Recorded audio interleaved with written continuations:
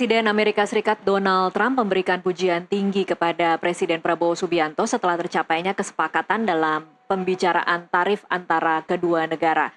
Dalam perjanjian terbaru itu, Amerika Serikat akan memberlakukan tarif sebesar 19% atas barang-barang asal Indonesia. Sementara Amerika Serikat memperoleh akses penuh ke pasar Indonesia tanpa hambatan tarif. Deal with Indonesia. I spoke to their really great president, very popular, very strong, smart, and we made the deal. We have full access to Indonesia, everything. As you know, Indonesia is very strong on copper, but we have full access to everything. We will pay no tariffs. So they are giving us access into Indonesia, which we never had. That's probably the biggest part of the deal. And the other part is they are going to pay 19%. Pemirsa, keberhasilan diplomasi ekonomi Presiden Prabowo Subianto bertambah usai Presiden Amerika Serikat Donald Trump menurunkan tarif impor dari Indonesia ke negaranya dari 32 menjadi 19%. Bagaimana tarif impor itu bisa turun dan bagaimana pandangan pengusaha tanah air? Kita akan bahas bersama narasumber yang sudah hadir di studio sore ini, Presiden Komisaris NT Corp Nurdin Tampu Bolon. Selamat sore Pak Nurdin. Selamat sore Mbak Tasya. Terima kasih untuk waktunya bersama kami. Kita bisa membahas langsung di sini ya Pak Nurdin. Terima kasih juga, sama-sama dikasih kesempatan ya. Iya, kita bisa bicara Pak Nurdin posisinya sebagai pelaku usaha, mengamati bagaimana keberhasilan Presiden Prabowo melakukan diplomasi ekonomi. Komentar Anda dari 32 jadi 19% seperti apa Pak Nurdin? Ya, pertama ya, saya mengucapkan selamat kepada tim yang melakukan daripada lobby-lobby yang diketuai oleh Menko Perekonomian Pak Erlangga Hartarto. Dan juga selamat kepada kita semua, secara khusus kepada Presiden Prabowo Subianto yang telah berhasil menegosiasi satu hal penting buat peningkatan ekonomi bangsa kita. Sebagai pengusaha, saya menyatakan ini adalah berita baik dan kita mendapatkan suatu insentif yang cukup besar dibandingkan dengan negara-negara ASEAN lainnya. Apalagi dibandingkan dengan negara Cina, negara-negara yang besar ya, yang memang selalu berusaha bagaimana tarif yang dikenakan kepada produk-produk barang dan jasa dari satu negara di negara lain itu serendah mungkin. Supaya daya saing daripada harga produk kita menjadi lebih besar. Yang kedua, dengan begitu, kalau tarif itu rendah, berarti kan harga kita lebih rendah, sehingga akan opportunity-nya, kesempatannya akan lebih besar lagi meningkatkan volume perdagangan antar kedua negara. Dalam hal ini Amerika Serikat. Jadi hal ini memang harus didukung dan harus dilaksanakan dengan baik dan dijaga dengan komitmen-komitmen yang sudah ada. Nah, kalau kita lihat apa yang dilakukan Donald Trump terhadap negaranya, ini adalah salah satu contoh yang bisa kita lakukan sendiri juga sebagai pemerintahan Prabowo Subianto. Tetapi kami percaya dengan pemerintahan Presiden Prabowo Subianto dengan sudah bisa berhasil menegosiasi yang sangat yang sudah ditetapkan 32% bisa turun ke 19%. Prestasi ini menjadi daya dorong kepada seluruh stakeholder daripada Indonesia, secara khusus pemerintah dan para pengusaha, dalam hal ini entrepreneur, praktisi, untuk mendukung produktivitas daripada produk-produk kita semakin bagus. Sebenarnya kalau kita lihat, ya kesimpulannya sebetulnya seberapa tarif pun diperlakukan kepada produk kita, selama produk kita itu berdaya saing, selama produk kita kualitasnya juga bagus dan murah, ini berarti tidak ada masalah sebenarnya. Jadi Anda tidak khawatir ya Pak Nurdin kalau ada yang mengatakan kok kayaknya tidak balance, masuk ke sini bebas 0%, masuk ke sana kita tetap harus bayar 19% gitu. Nah, dilihat dari kacamata dari kepentingan, saya kira apa yang dilakukan oleh Prabowo Subianto, presiden kita, dengan menegosiasi sampai 19%, walaupun produk barang mereka 0%, kita masih tetap lebih diuntungkan. Oke. Karena kenapa? Produk-produk yang kita import dari sana itu adalah umumnya barang-barang yang harus memang tidak ada competitors dari luar. Misalnya barang-barang kebutuhan daripada penerbangan, kemudian barang-barang daripada produk-produk strategis. Ini kan suatu produk yang sulit diciptakan oleh bangsa-bangsa lain selain daripada Amerika. Jadi kita mengekspor sebanyak 23 miliar US dollar. Tetapi kita import hanya sekitar 11. Tetapi yang 11 ini barang-barang strategis secara umumnya, ya. Sehingga kalau dilihat itu, walaupun itu 0% yang masuk ke Indonesia, tidak akan akan lebih tetap kita lebih diuntungkan dengan menurunkan ke 19%. Kalau hitungan-hitungannya itu. Hitungan-hitungan. Oke, Pak Nurdin, tapi kalau dari analisa Anda, Pak, kenapa akhirnya kalau kita membandingkan dengan negara-negara lain, kan kita yang paling rendah nih akhirnya bisa berhasil dari 32 jadi 19% ya, Pak Nurdin. Iya. Kenapa kira-kira Trump mau merendahkan angka untuk Indonesia sementara negara-negara lain masih cukup tinggi? Yang pertama adalah lobby daripada tim ekonomi dan juga pembicaraan antara Trump yang tadi pagi waktu Amerika, kita di sini juga sore waktu Amerika, pagi waktu kita, dengan Pak Prabowo itu menjadi kunci.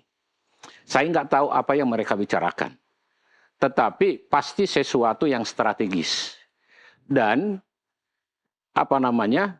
hitungan-hitungan yang dilakukan tim negosiasi Indonesia dan juga Pak Prabowo itu sudah benar. Yang penting daya saing produk kita itu dulu bisa ke luar negeri untuk meningkatkan daripada ekspor. Karena bagaimanapun kita harus tingkatkan dulu ekspor. Dengan begitu produktivitas kita di sini nanti, produk kita akan bertumbuh dia. Akan meningkatkan daripada kuantitas maupun kualitas untuk lebih banyak masuk ke Amerika. Dan itu nanti akan menambah volume ekspor kita. Pasti dia infeknya ke sana. Karena yang lain lebih tinggi tarifnya daripada 7 negara ASEAN itu sendiri. Jadi artinya harga barang kita akan lebih murah di Amerika dan akan lebih banyak masuk. Kan seperti itu. Jadi volumenya akan bertambah. Itu hitungan-hitungannya. Oke. Kalau kemudian tadi saya agak tertarik, Pak Nurdin sempat mengatakan bahwa strategi yang dilakukan Presiden Trump ini cukup cerdas dan seharusnya mungkin bisa di-copy atau mungkin kita bisa mencontoh dari apa yang dilakukan Trump, bernegosiasi ulang dengan negara-negara lain yang ingin masuk ke dalam negaranya. Tapi bagaimana menurut Anda pemerintahan kita kemudian bisa mencontoh dengan apa yang dikerjakan oleh Trump? Itulah pertanyaanmu sangat bagus ya. Jadi yang dikerjakan oleh Trump itu betul-betul beliau negarawan. Itu namanya positive sum game. Di dalam perdagangan. Game changer ya Pak Nurdin ya? Game changer dia, resiprokal. Tapi dia pada saat, kalau kita lihat memang equality-nya, ya, equality-nya dengan Indonesia, walaupun kita 0, tapi saya rasa kita menang, ya, daripada nanti tarifnya naik. Jadi kalau Indonesia negarawan kita nanti seperti Pak Prabowo, kita harus juga melakukan hal yang sama dilakukan oleh Trump terhadap negara-negara yang barangnya masuk ke Indonesia dan barang kita bisa masuk ke mereka. Jadi artinya positif sum game itu, equality resiprokalnya itu harus ada. Misalnya seperti ini. Kalau negara-negara lain Indonesia masuk ke Indonesia, katakanlah financial institution, perbankan misalnya. Bagaimana mudahnya mereka kita menerima dan membuka cabang banknya di Indonesia, kita sama diperlakukan seperti yang kita lakukan di sini di negaranya masing-masing. Resiprokal, sama ya. Jadi jangan sampai mereka datang ke sini gampang untuk melakukan bisnisnya di Indonesia, membuka cabang dan lain sebagainya, tanpa sesuatu aturan yang berat dan situasi investasi yang sulit. Kita harus melakukan seperti itu. Nah, sebenarnya tidak ada sulitnya, karena mereka butuh pasar. Indonesia itu pasarnya kan 280 juta orang. Kenapa kita takut? Kalaupun mereka tidak datang, ya kita bisa memilih mitra lain. Atau kita dengan kekuatan sendiri. Nah, pemerintah kita, sewaktu saya di DPR, waktu saya pimpinan Komisi 6, saya bilang pada pemerintah, waktu itu diwakili oleh Gubernur Bank Indonesia dan Menteri Keuangan. Saya bilang, bagaimana negara-negara kita membuka bank di Cina sangat sulit. Paling 2 cabang kita, satu Mandiri, satu BNI di Cina. Tapi kalau bank mereka banyak banget di sini. Iya. Begitu juga di Malaysia. Nah, undang-undang untuk reciprocal itu harus segera dibuat. Jadi bagaimana negara kita duduk sama tinggi dan juga berdiri sama tinggi di dalam menghadapi trading untuk bisa positif sum game itu. Apabila positif sum game itu artinya kita sama dengan mereka. Jangan ada yang dikalahkan. Jadi Trump melakukan hal itu memang dia karena kuat. Jadi kuat di dalam ekonomi, kuat di dalam bidang politik, teknologi, dan lain sebagainya. Tapi dengan begitu, Indonesia harus mencontoh dan melakukan dan di-start. Mudah-mudahan, dan saya percaya, Presiden Prabowo akan bisa lakukan itu. Oke. Baik, kita akan break dulu sejenak Pak Nurdin. Pemirsa tetaplah bersama NTV Prime, kami masih akan kembali usai jeda.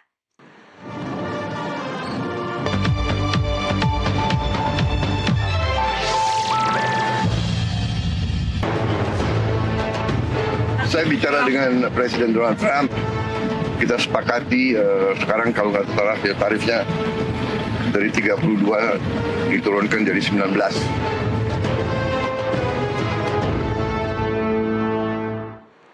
Pemirsa, terima kasih Anda kembali menyaksikan NTV Prime dan saat ini saya masih bersama dengan Presiden Komisaris NT Corp Nurdin Tampu Bolon. Tapi sebelum kita lanjutkan perbincangan, kita akan sama-sama simak pernyataan Presiden Prabowo Subianto berikut ini.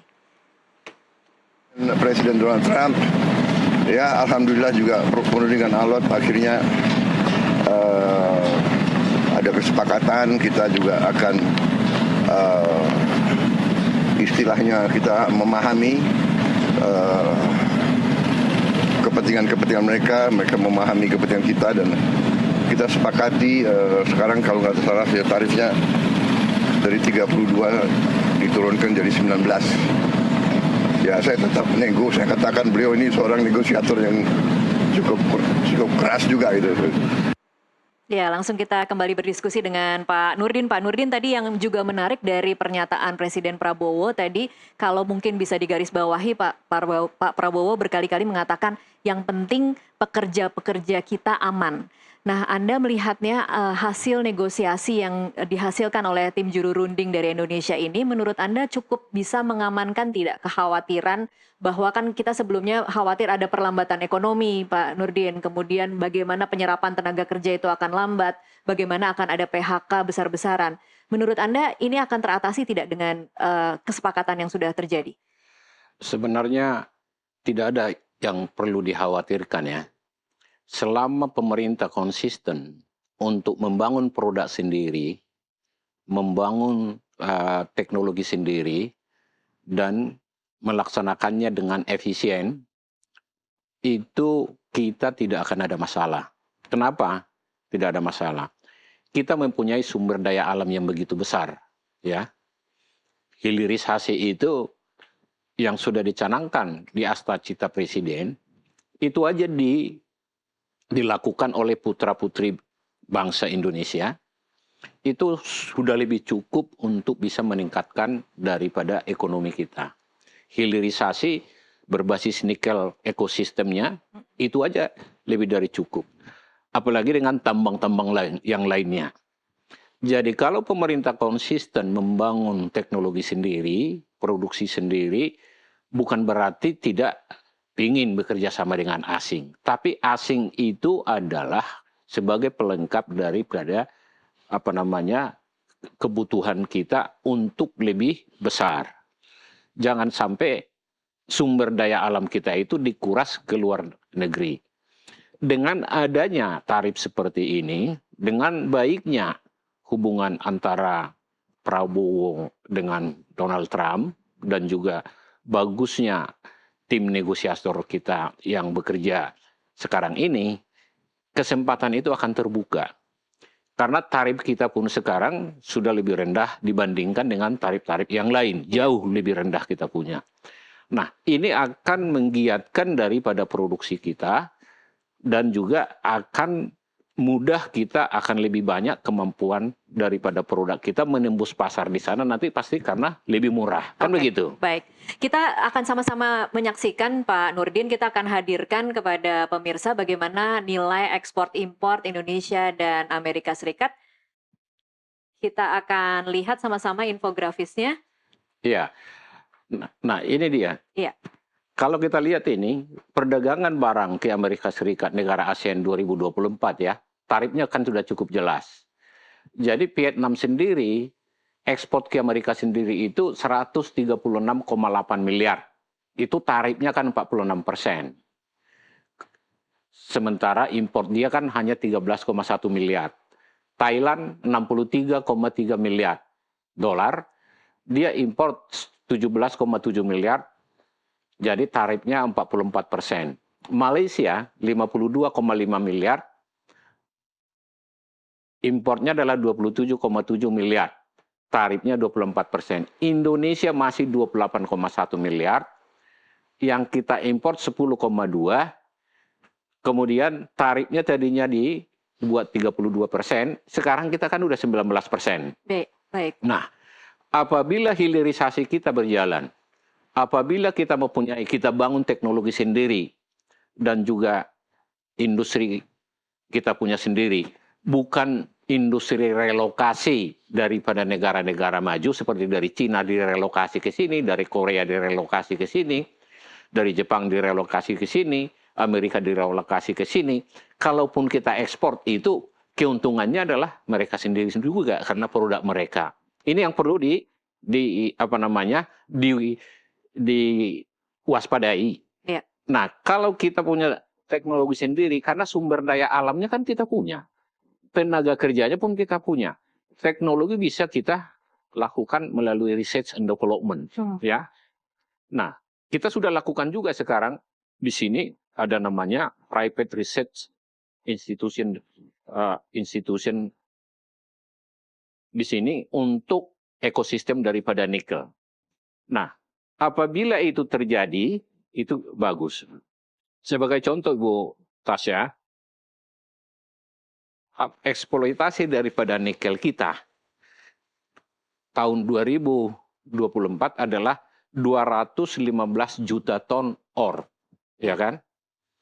Nah, kebutuhan kita untuk memproduksi kendaraan per tahun 1,2 juta unit mobil itu hanya dibutuhkan sekitar 5 juta ton.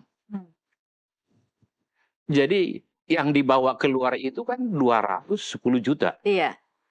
Nah, ini yang harus kita kerjakan. Bagaimana kita mengurangi eksploitasi kita supaya ada nanti sustainability daripada development hilirisasi kita. Iya. Apabila kita membangun hilirisasi research and development kita sekarang, katakanlah dengan biaya nggak terlalu besar dibandingkan dengan advantage-nya atau benefit-nya di kemudian hari untuk generasi penerus, kalau 215 juta ton ore, hanya 5 juta untuk kebutuhan daripada produksi mobil untuk kebutuhan Indonesia electric vehicle-nya, Iya. berarti 1 tahun kita mengeluarkan 215 juta dibagi 5, itu sudah 40 tahun ya 40 tahun apa namanya untuk Produksi ya. produksi mobil kita. Iya. Itulah yang terbuang setiap tahun. Oke, Itu. baik. Nah, ini perlu saya sampaikan ini kepada pemerintah, stakeholder, dibatasilah eksploitasi daripada nikel kita ataupun tambang lainnya untuk bisa kita membangun ekonomi kita secara mandiri. Oke. Dan kita dihargai oleh negara-negara lain di dunia. Oke. Nah, inilah kita harus dukung hilirisasi yang dicanangkan oleh Presiden Prabowo Subianto. Jadi udah kita lihat kan, apalagi dengan menangnya tarif kita sekarang, ini kemungkinan seperti itu akan bisa. Jadi kalau kita sungguh-sungguh membangun teknologi baterai atau otomotif, kita akan menjadi satu negara yang besar. Karena semua negara besar, Tasya, itu pasti didukung industri mobil, Iya. industri otomotif. Itu semuanya. Itu negara maju. Jadi jangan sampai kita cuma diambil sumber dayanya, tapi kita tidak bisa mengolahnya begitu ya, Betul. Pak Nurdin? Dan itulah yang saya katakan tadi, eksploitasi nikel kita 1 tahun bisa membiayai atau bisa menutupi 40 tahun mobil kita. 1 tahun itu. 1 tahun, oke. Kalau 10 tahun berapa? 400 tahun kan? Iya. Itu datanya ada sama saya. Iya, baik. Pak Nurdin, ini waktu kita sangat sayang sekali sangat terbatas. Tetapi kalau Pak Nurdin bisa kasih catatan kepada pemerintah agar kemudian dengan kesepakatan baru ini 19% untuk masuk ke Indonesia, 19% untuk kita masuk ke Amerika Serikat dan 0% untuk masuk ke Indonesia. Bagaimana caranya agar kemudian pemerintah menjaga Indonesia tidak hanya sebagai pasar pasif, Pak Nurdin, tetapi juga bisa jadi mitra dagang yang setara begitu. Ini sekarang udah di start daripada Pak Prabowo. Ya. Pertama, seperti yang saya katakan itu, kita harus membangun teknologi sendiri. Karena sumber daya ada di situ. Membatasi daripada sumber daya kita, jangan mengekspor lagi barang setengah jadi. Itu artinya aturannya juga harus diperketat ya, Pak Harus Nurdin? diperketat. Oke. Dan ini harus serius menangani itu. Ya. Karena kalau itu nggak serius, ini nanti kerusakan atau habisnya daripada sumber daya kita ini akan menjadi beban daripada generasi kita. Iya. Janganlah industri relokasi yang masuk ke sini. Karena teknologinya mereka sendiri, keuntungannya pun mereka sendiri. Jadi apabila kita membangun industri kita dengan cost yang sedikit besar, tetapi manfaatnya ke depan, ini adalah menjadi negara yang besar. Okay. Apabila kita punya industri otomotif sendiri, bukan industri yang relokasi dari luar ke Indonesia, tapi teknologi anak bangsa. Ini yang telah kita jajaki sekarang di NT Corp, namanya kita bangun Private Research Institution Development and Research. Jadi research and development ya, Pak Ya. Nurdin. Oke. Itu kita bangun. Dan pemerintah harusnya ini berpikiran seperti ini. Dan sudah ada research kita ya, seperti LIPI, BRIN dan segala macam. Nah, bagaimana itu supaya bisa digerakkan dengan benar?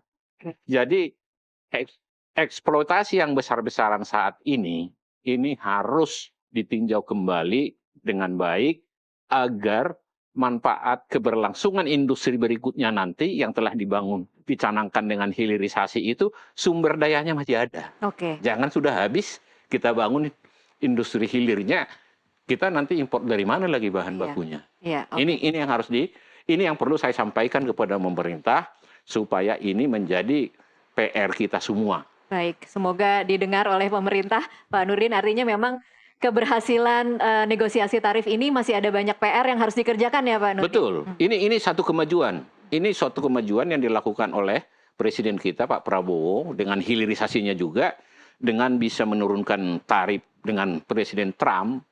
Trump ini adalah seorang entrepreneur. Iya. Trump ini adalah jagoan lobby. Tapi Pak Prabowo bisa menang. Ini terima kasih. Saya sebutkan dan selamat ke Pak Prabowo, Presiden kita. Mudah-mudahan beliau tetap sehat supaya ini program Astacita dengan hilirisasi itu dan menjaga eksploitasi daripada sumber daya alam kita menjadi satu keharusan dan dengan segera. Dan tidak bisa itu ditunda-tunda karena semakin habis nanti. Iya. Itu. Oke, baik. Terima kasih Pak Nurdin untuk waktunya bersama kami di NTV Prime. Pemirsa tetaplah bersama NTV Prime. Usai jeda kami masih akan kembali. Terima kasih.